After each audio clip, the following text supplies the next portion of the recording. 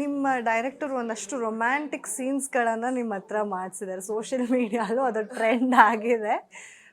So ಆ ಮೊಮೆಂಟಲ್ಲಿ ನಿಮ್ಮ ತಲೆಯಲ್ಲಿ ಏನು ಓಡ್ತಾ ಇರುತ್ತೆ? ಒಂಥರ ಏನಾದರೂ ಫೀಲಿಂಗ್ ಆಕ್ವರ್ಡಾಗಿ ಅನಿಸ್ತಾ ಇರುತ್ತಾ, ಅಥವಾ ಎಂಬಾರಸ್, ತುಂಬ ಜನ ಇರ್ತಾರೆ ಬೇರೆ, ಹೇಗೆ ಅದನ್ನು ತೊಗೊಂಡು ಸ್ಪೋರ್ಟಿವ್ ಆಗಿ ಮಾಡ್ತೀರಾ ಅಂತ?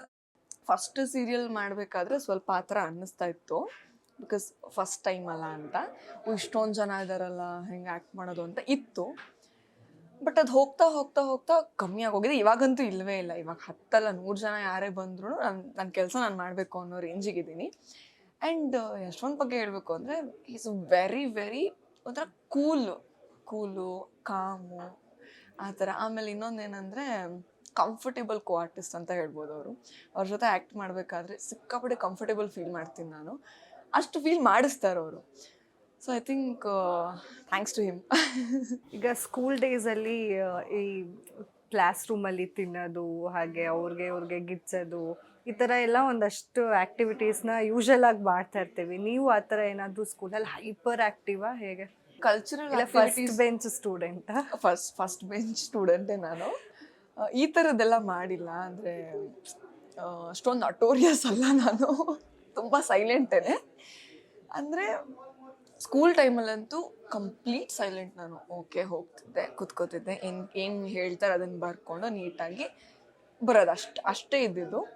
ಕಾಲೇಜಿಗೆ ಬಂದ ಮೇಲೆ ಸ್ವಲ್ಪ ಅಕ್ಕಪಕ್ಕ ಎಲ್ಲ ನೋಡಿ ಸ್ವಲ್ಪ ಮಾತಾಡೋಕ್ಕೆ ಸ್ಟಾರ್ಟ್ ಮಾಡಿದ್ದು. ಇಂಡಸ್ಟ್ರಿಗೆ ಬಂದಮೇಲೆ ಅದು ಸ್ವಲ್ಪ ಜಾಸ್ತಿ ಆಗಿದೆ ಮಾತಾಡೋದು. ಇಷ್ಟು ನಾನು ಮಾತಾಡ್ತಿರ್ಲಿಲ್ಲ, ತುಂಬ ಸೈಲೆಂಟ್ ಸ್ಟೂಡೆಂಟ್ ನಾನು.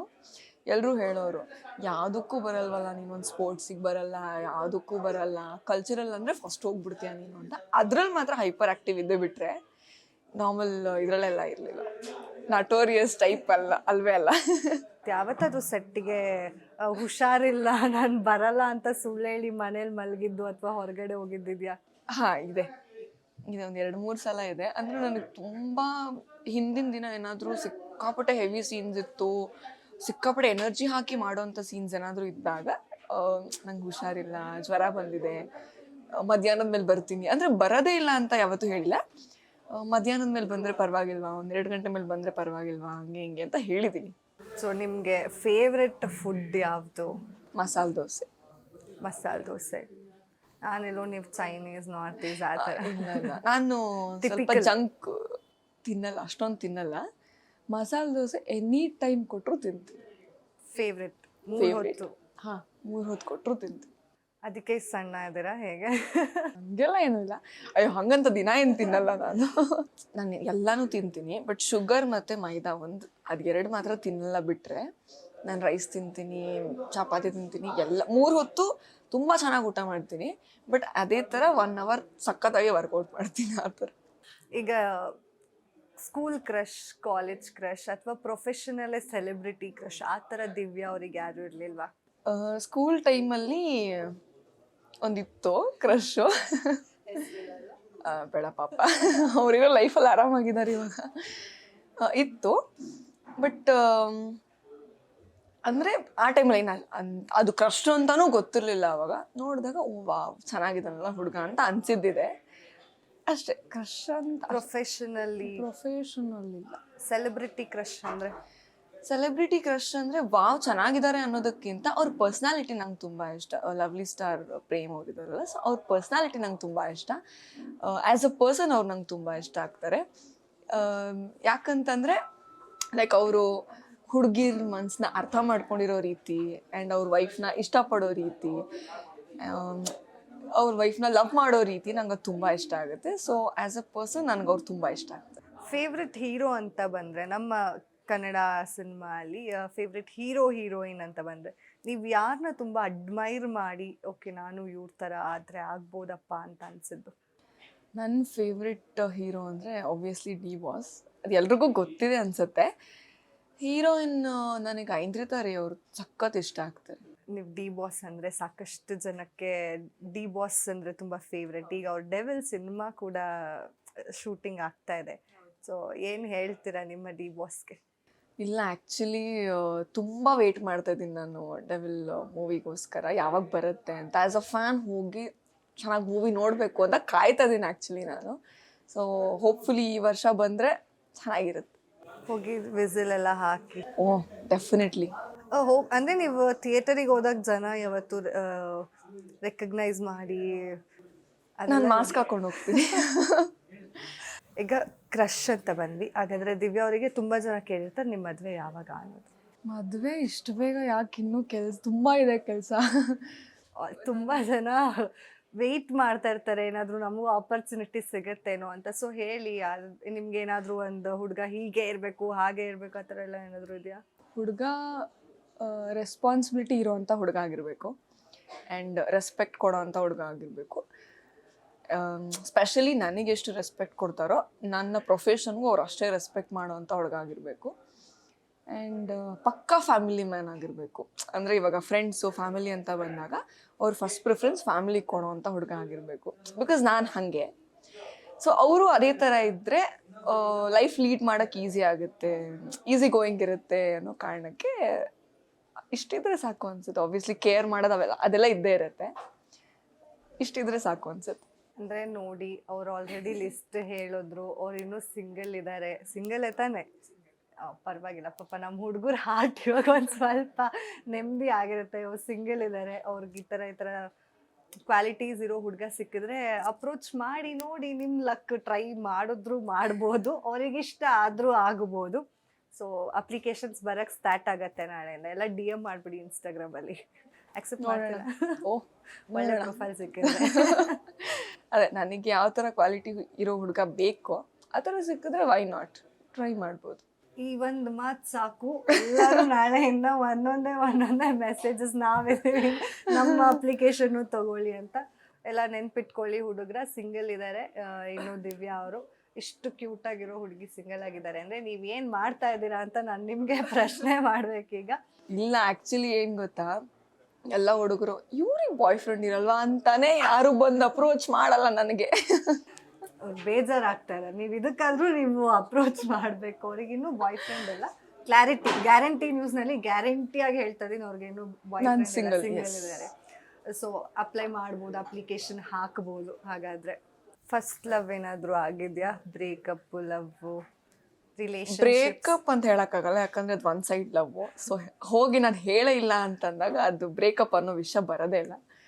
ನೀವು ಹೇಳಿದ್ರೆ ಇವತ್ತು ನೀವು ಮಿಂಗಲ್ ಆಗಿರ್ತೀವಿ, ಸಿಂಗಲ್ ಆಗಿರ್ತಿರ್ಲಿಲ್ಲ ಅನ್ಸುತ್ತೆ. ಯಾರು ರಿಜೆಕ್ಟ್ ಮಾಡ್ತಾ ಇದ್ರಿ ಹೇಳಿ ನಿಮ್ಮನ್ನು? ಅಂದರೆ ಒನ್ ಸೈಡ್ ಲವ್ ಆಗಿತ್ತು, ಇಲ್ಲ ಅಂತ ಅಲ್ಲ, ಬಟ್ ಹೋಗಿ ಅಪ್ರೋಚ್ ಮಾಡೋಕ್ಕೆ ಧೈರ್ಯ ಇರಲಿಲ್ಲ. ಅಂದರೆ ಇಂಡಸ್ಟ್ರಿ ಅವರ ಅಥವಾ ಕಾಲೇಜ್? ಇಲ್ಲ, ಕಾಲೇಜಲ್ಲಿ. ಇಂಡಸ್ಟ್ರಿ ಅವರಲ್ಲ, ಕಾಲೇಜಲ್ಲಿ ಫಸ್ಟ್ PU ಇದ್ದಾಗ ನನಗೆ ಒಂದು ಹುಡುಗನ ಮೇಲೆ ಇಷ್ಟ ಇತ್ತು. ಬಟ್ ಗೊತ್ತಿಲ್ಲ ಅವ್ರಿಗೆ ಇಷ್ಟ ಇತ್ತು ಏನೋ, ಬಟ್ ಚೆನ್ನಾಗೇ ಮಾತಾಡ್ತಿದ್ರು. ನಾನು ಹೋಗಿ ಅಪ್ರೋಚ್ ಮಾಡಿಲ್ಲ ಅಷ್ಟೇ, ಈ ಥರ ಹಿಂಗೆ ಅಂತ ಹೇಳಿಲ್ಲ ಅನ್ಸ. ಮೇ ಬಿ ನಾನು ಹೋಗಿ ಹೇಳಿದಿದ್ರೆ ವರ್ಕ್ ಆಗ್ತಿತ್ತೋ ಏನೋ, ಗೊತ್ತಿಲ್ಲ. ಈಗ ಟ್ರೈ ಮಾಡ್ಬೋದಿತ್ತಲ್ವಾ? ನೀವು ಹೆಸರಲ್ಲಿ ಎಲ್ಲರೂ ಹೋಗಿ ಹುಡುಕೊಂಡು ಕೂತ್ಕೊಂಡು. ಇಲ್ಲ, ಇವಾಗ ಹೇಳೋಕ್ಕಾಗಲ್ಲ, ಯಾಕಂದರೆ ಆಲ್ರೆಡಿ ಅವ್ರ ಲೈಫಲ್ಲಿ ಆರಾಮಾಗಿದ್ದಾರೆ ಇವಾಗ. ತುಂಬಾ ದೊಡ್ಡ ಮನ್ಸಾಗ್ಲಿ. ಇವಾಗಿಲ್ಲ, ಅವಾಗಿತ್ತು ಅಷ್ಟೇ. ಇವಾಗ ಈಗ ಯಾರ ಮೇಲೂ ಲವ್ ಆಗಿಲ್ವಾ? ಇಷ್ಟು ಟೈಮೇ ಸಿಕ್ಕಿಲ್ಲ ಲವ್ ಮಾಡೋಕ್ಕೆ. ಕೆಲಸ, ಮನೆ ಅದೇ ಆಗೋಗಿದೆ. ನಂಗೆ ಫ್ರೀ ಟೈಮ್ ಸಿಕ್ಕಿದ್ರೆ ಸಾಕಪ್ಪ ಅಂತ ಆಗ್ಬಿಡಿದೆ. ಸೆಲ್ಫ್ ಕೇರ್ ಮಾಡೋಕ್ಕೂ ಟೈಮ್ ಇಲ್ಲ ಅನ್ನೋ ರೇಂಜಲ್ಲಿ ಇದ್ದೀನಿ. ಇನ್ನು ಯಾವ ಗ್ಯಾಪಲ್ಲಿ ನಾನು ಲವ್ ಮಾಡಲಿ? ಈಗ ಇನ್ನಷ್ಟು ಬ್ಯುಸಿ ಆಗೋಕ್ಕೆ ಬೇರೆ ಯಾವುದಾದ್ರೂ ಪ್ರಾಜೆಕ್ಟ್ಸ್ ಲೈನಲ್ಲಿ ಇದೆಯಾ, ಹೇಗೆ? ಇವಾಗ ಇಲ್ಲ, ಕನ್ನಡದಲ್ಲಿ ಇದೊಂದು ಮಾಡ್ತಾ ಇದ್ದೀನಿ. ಇನ್ನೊಂದು ಬೇರೆ ಲ್ಯಾಂಗ್ವೇಜಲ್ಲಿ ಸ್ಟಾರ್ಟ್ ಆಗಬೇಕು. ಮೇ ಬಿ ಅದು ನೆಕ್ಸ್ಟ್ ಮಂತ್ ಆಗುತ್ತೆ ಅನ್ಸುತ್ತೆ. ಸೊ ನನಗೆ ಕ್ಯೂರಿಯಾಸಿಟಿ, ಅಷ್ಟು ಈಸಿಯಾಗಿ ಹೇಗೆ ಒಪ್ಕೊಂಡ್ರೆ ನೀವು ನಾನು ಅಪ್ರೋಚ್ ಮಾಡಿದಾಗ ಅಂತ?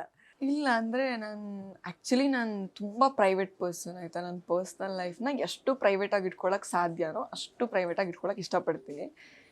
ಬಟ್ ಇವಾಗ ಕೆಲವು ನನ್ನ ಫ್ರೆಂಡ್ಸೇ ಹೇಳಿದ್ರು, ನೀನು ರಿಯಲ್ ಲೈಫಲ್ಲಿ ಹೇಗಿದೆಯಾ ಅಂತ ಗೊತ್ತಿಲ್ಲ ಅಂದರೆ ಜನಕ್ಕೆ ತುಂಬ ಕಷ್ಟ ಆಗುತ್ತೆ. ಅಟ್ಲೀಸ್ಟ್ ಒಂದು ಸ್ವಲ್ಪನಾದರೂ ಗೊತ್ತಾಗಬೇಕು. ಬರೀ ಇವಾಗ ಆ್ಯಸ್ ಅ ಗೌರಿಯಾಗಿ ನೋಡ್ತಾರೆ, ಆ ಥರ ಇರುತ್ತೆ. ಯಾರಿಗೆ ಗೊತ್ತು ನಿನ್ನ ರಿಯಲ್ ಲೈಫ್ ಪರ್ಸ್ನಾಲಿಟಿನೂ ಇಷ್ಟ ಆಗ್ಬೋದು ಜನಕ್ಕೆ ಅಂತ ಹೇಳಿದಾಗ ನಾನು ಹೌದಲ್ವ, ಒಂದ್ಸಲ ಟ್ರೈ ಮಾಡೋದ್ರಲ್ಲಿ ಏನು ತಪ್ಪಿದೆ ಅಂತ ಅಂದ್ಕೊಂಡು ಒಪ್ಕೊಂಡಿದ್ದೆ. ಆ್ಯಕ್ಚುಲಿ ಫಸ್ಟ್ ಇಂಟರ್ವ್ಯೂ ಅನ್ಸುತ್ತೆ ಇದು. ಬೇರೆ ಭಾಷೆಗಳಲ್ಲಿ ಆಪರ್ಚುನಿಟಿ ಸಿಕ್ಕಿದೆಯಾ? ಹೋಗ್ತೀರಾ? ಬೇರೆ ಭಾಷೆಯಲ್ಲಿ ಈಗ ಆಬ್ವಿಯಸ್ಲಿ ಹೇಳಿದೆ ನಾನು, ನೆಕ್ಸ್ಟ್ ಬೇರೆ ಭಾಷೆಯಲ್ಲಿ ಸೀರಿಯಲ್ ಆಪರ್ಚುನಿಟಿ ಸಿಕ್ಕಿದೆ ಅಂತ. ಹಾಂ ಹೋಗ್ತೀನಿ, ಇಲ್ಲ ಅಂತಲ್ಲ. ನಾನು ಅದೇ ಹೇಳ್ದಂಗೆ ಎಕ್ಸ್ಪರಿಮೆಂಟ್ ಮಾಡೋಕ್ಕೆ ನಂಗೆ ತುಂಬ ಇಷ್ಟ. ಸೊ ಅಲ್ಲಿಗೆ ಹೋದರೆ ನಾನು ಲ್ಯಾಂಗ್ವೇಜ್ ಕಲಿಬೋದು ಆ್ಯಂಡ್ ಅಲ್ಲಿರೋ ಜನಕ್ಕೂ ಒಂದು ಸ್ವಲ್ಪ ನಾನು ರೀಚ್ ಆಗ್ಬೋದು ಅನ್ನೋ ಕಾರಣಕ್ಕೆ. ಆ್ಯಂಡ್ ಅಲ್ಲಿರೋ ಮೈಂಡ್ಸೆಟ್ ಬೇರೆ ಇರುತ್ತೆ, ಇಲ್ಲಿ ಬೇರೆ ಇರುತ್ತೆ. ಸೊ ಅಲ್ಲಿ ಜನ ಹೆಂಗೆ ಯೋಚನೆ ಮಾಡ್ತಾರೆ ಅನ್ನೋದು ಕಲಿಯೋಕ್ಕೆ ಸಿಗುತ್ತೆ. ಸೊ ಹೋಗೋದ್ರಲ್ಲಿ ತಪ್ಪಿಲ್ಲ ಅನ್ಸುತ್ತೆ, ಹೋಗಿ ಕಲಿಯೋಕ್ಕೇನು. ನೋಡಿ, ನಿಮ್ಮ ಎಲ್ಲ ಫ್ಯೂಚರ್ ಪ್ರಾಜೆಕ್ಟ್ಸ್ಗೆ ಆಲ್ ದ ಬೆಸ್ಟ್ ಆಗಿ ತುಂಬ ಒಳ್ಳೇದಾಗಲಿ ನಿಮಗೆ. ಆ್ಯಂಡ್ ನನಗೆ ಖುಷಿ ಆಗ್ತದೆ, ಫಸ್ಟ್ ನೀವು ನಮ್ಮ ಚಾನಲ್ಲಿಗೇ ಈ ಥರ ಕೂತ್ಕೊಂಡು ನಿಮ್ಮ ಪರ್ಸ್ನಲ್ ಲೈಫ್ನ ಒಂದಷ್ಟು ವಿಷಯಗಳನ್ನು ಶೇರ್ ಮಾಡಿದ್ದಕ್ಕೆ ತುಂಬ ತುಂಬ ಥ್ಯಾಂಕ್ಸ್. ಹಾಗೆ ನಮ್ಮ ಚಾನಲಿಗೆ ಬಂದಿದ್ದು ಕೂಡ ತುಂಬ ತುಂಬ ಥ್ಯಾಂಕ್ಸ್. ಸೊ ನಿಮ್ಗೇನಾದರೂ ಕೊನೆಯದಾಗಿ ಏನಾದರೂ ಹೇಳಬೇಕು ಅಂತ ಇದ್ದರೆ, ಕ್ಯಾಮ್ರಾ ಇಸ್ ಯರ್ಸ್. ನಮ್ಮ ಆಡಿಯನ್ಸು ನಿಮ್ಮವರೇ, ಆರಾಮಾಗಿ ಹೇಳ್ಬೋದು. ಆ್ಯಕ್ಚುಲಿ ನಂಗೆ ಸಿಕ್ಕಾಪಟ್ಟೆ ಖುಷಿ ಆಯಿತು. ಅಂದರೆ ಇವಾಗ ಗಿವ್ ಆ್ಯಂಡ್ ಟೇಕ್ ಹಿಂಗಿರುತ್ತೆ ಅನ್ನೋದ್ರ ಮೇಲೆ ನನ್ನ ರಿಯಾಕ್ಷನ್ ಎಲ್ಲನೂ ಹಾಗೆ ಡಿಪೆಂಡ್ ಆಗಿರುತ್ತೆ. ಸೊ ನೀವು ತುಂಬ ಚೆನ್ನಾಗಿ ಕ್ವೆಶನ್ಸ್ ಕೇಳಿದ್ರಿ ಆ್ಯಂಡ್ ಇವತ್ತುವರೆಗೂ ನಾನು ಆನ್ಸರ್ ಮಾಡದೇ ಇರುವಂಥ ಕ್ವೆಶನ್ಸ್ ಕೇಳಿದ್ರಿ. ಸೊ ನಂಗೆ ತುಂಬ ಖುಷಿ ಆಯಿತು, ಒಂಥರ ಚೆನ್ನಾಗಿತ್ತು, ಫನ್ ಆಗಿತ್ತು. ಆ್ಯಂಡ್ ನನಗೂ ಒಂದು ಸ್ವಲ್ಪ ರಿಲ್ಯಾಕ್ಸ್ ಅಂತ ಫೀಲ್ ಆಯಿತು, ಓಕೆ ಎಲ್ಲ ಹೇಳಿದ್ನಲ್ಲ ಅಂತ. ಸೊ ಆಡಿಯನ್ಸಿಗೆ ಏನು ಕೇಳೋಕ್ಕೇನಿಲ್ಲ, ಬಿಕಾಸ್ ಅವ್ರು ಆಲ್ರೆಡಿ ತುಂಬ ಪ್ರೀತಿ ಕೊಟ್ಟಿದ್ದಾರೆ. ಸೊ ಇನ್ನು ಮುಂದೆ ಇನ್ನೂ ಒಳ್ಳೊಳ್ಳೆ ಎಪಿಸೋಡ್ಸ್ ಬರುತ್ತೆ ಗೌರಿ ಶಂಕರ, ಮಿಸ್ ಮಾಡದೆ ನೋಡಿ, ಸಪೋರ್ಟ್ ಮಾಡಿ. Thank you. ನೋಡಿದ್ರಲ್ಲ, ದಿವ್ಯಾ ಅವರು ಎಷ್ಟು ಮುದ್ದಾಗಿ ಕ್ಯೂಟಾಗಿ ಅವರ ಜೀವನವನ್ನು ನಮ್ಮ ಹತ್ರ ಶೇರ್ ಮಾಡಿದ್ದಾರೆ. ಇದೇ ಮೊದಲನೇ ಬಾರಿಗೆ ಅವರು ಒಂದು ಕ್ಯಾಮ್ರಾ ಮುಂದೆ ಕೂತು ಅವರ ಲೈಫ್ನಲ್ಲಿ ಮುಂದೆ ಕ್ರಶ್ ಯಾರು, ಲವ್ ಆಗಿತ್ತಾ, ಅವರು ಎಲ್ಲಿ ಓದಿದ್ದು, ಎಲ್ಲಿ ಹುಟ್ಟಿದ್ದು, ಇದನ್ನು ಎಲ್ಲ ಹೇಳ್ಕೊಂಡಿದ್ದಾರೆ. ನೋಡಿದ್ರಲ್ಲ, ಇದೇ ಹೊತ್ತಿನ ಸ್ಪೆಷಲ್. ನೋಡ್ತಾ ಇರಿ ಸೀರಿಯಲ್ ಸ್ಟಾರ್ಸ್ ಪ್ರತಿದಿನ 2:30ಕ್ಕೆ.